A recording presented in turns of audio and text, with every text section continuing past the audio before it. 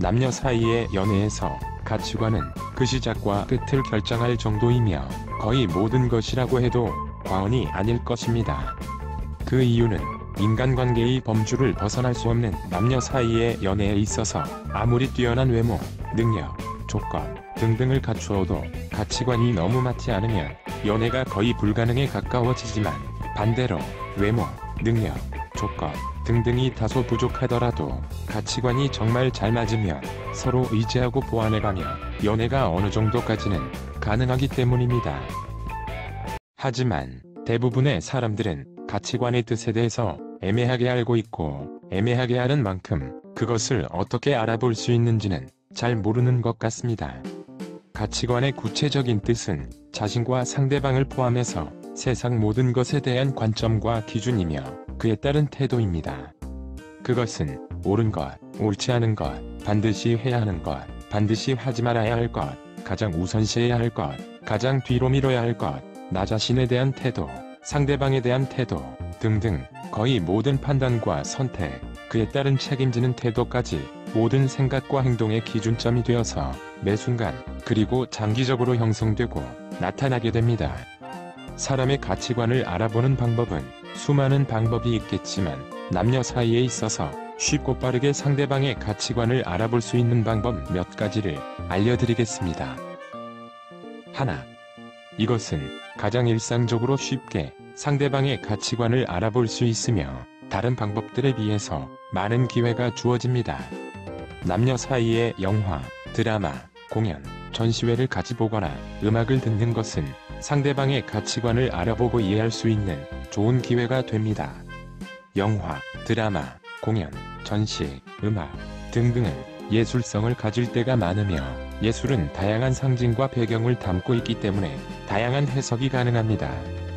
그 해석을 함에 있어서 가치관이 적용되며 영화 속 등장인물의 행동 하나도 어떤 사람에게는 용감하게 보이고 어떤 사람에게는 무모하고 어리석게 보입니다. 자연스럽게 등장인물에 대해 대화를 나누고 어떻게 생각하는지를 살피면 됩니다.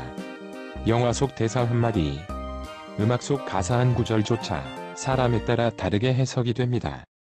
여기서 중요한 것은 맞고 틀리고의 문제가 아니라 어떠한 견해와 판단 기준을 가지고 있는지를 살피는 것입니다. 그것이 바로 그 사람의 가치관이며 쉽게 바뀌지 않는 사고방식을 나타내는 것입니다. 둘. 이것은 무의식적일 때가 많고 숨길 수 없을 때가 많기 때문에 이것 하나만 잘 살펴보아도 상대방의 가치관을 확실히 알 수 있습니다.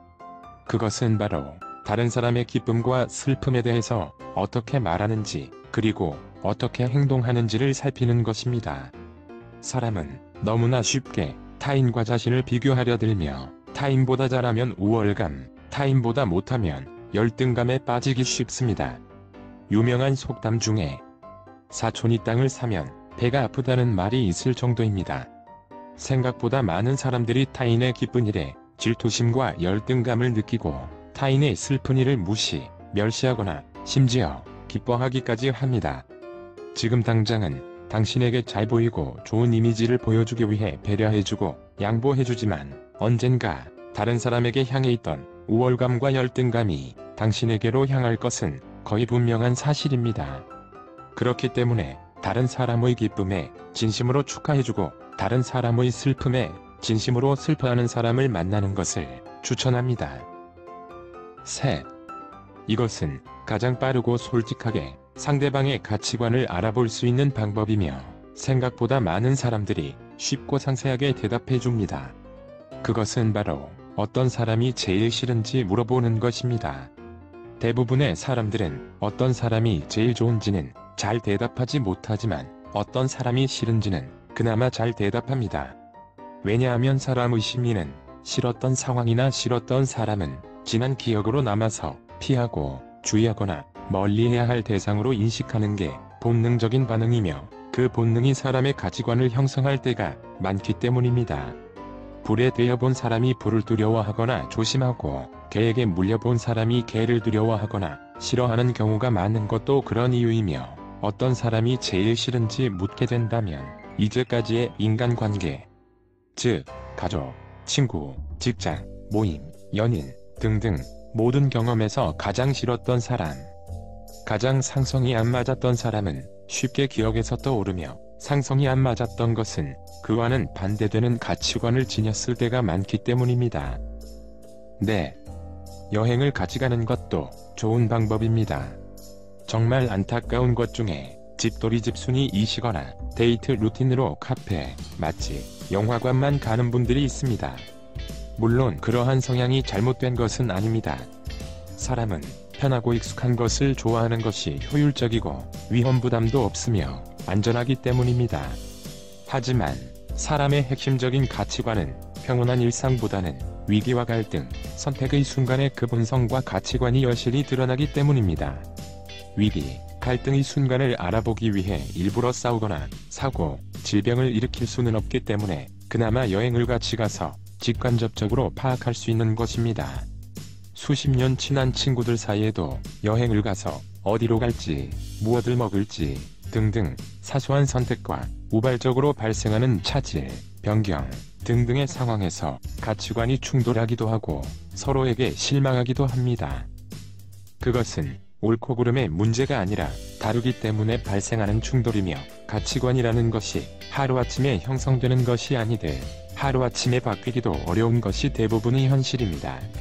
당일치기라도 여행을 하면서 선택의 순간에서 상대방의 가치관과 의견을 조율하는 태도를 살피는 것은 상대방을 제대로 살필 수 있는 좋은 기회입니다. 연애를 잘하는 사람은 뛰어난 관찰자인 것과 동시에 뛰어난 성찰자입니다. 산 정상에서 시작된 물 한 방울이 바다로 흘러가듯이 그 시작점이 어딘지를 잘 살펴보면 어디로 흘러갈지도 잘 알 수 있습니다. 오늘 알려드린 4가지 방법을 상대방을 살피는 데 활용하는 것도 중요하겠지만, 나 자신은 어떻게 대답할 것인지 스스로의 가치관을 살피는 데도 충분히 활용 가능하며, 오히려 그것이 더 중요할 때도 많습니다. 오늘 영상이 현명하고 행복한 연애를 만들어가는데 도움이 되었으면 좋겠습니다. 오늘은 여기까지. 구독, 좋아요 부탁드립니다.